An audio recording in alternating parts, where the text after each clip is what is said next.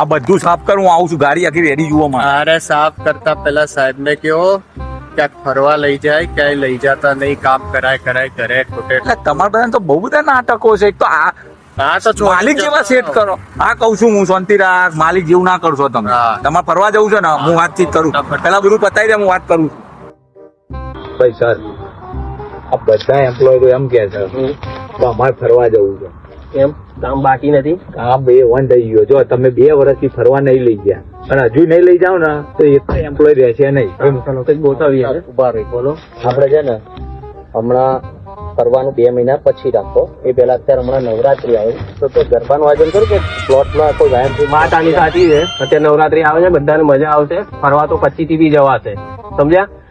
ગરબાનું સેટિંગ કરવું છે તમારે? હા, ઉભો રે, એક જણ છે એને ફોન લગાવું.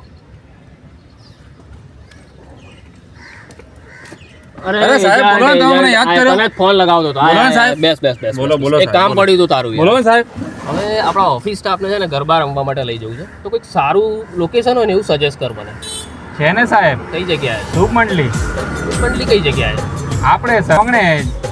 હા, એટલે આપણી ઓફિસ થી નજીક પડશે. નજીક છે સાહેબ. અને કઈ રીતનું છે? મજા આવી જોઈએ લોકોને સાહેબ યાર. ત્યાં ગાડી મોડી રાત સુધી ગરબા થાય છે, પરંપરાગત રીતે ઢોલ નગારા અને શરણાઈના નાદ ઉપર શું સાહેબ. વાત કરે? આખી રાત ચાલે છે? આખી રાત સાહેબ.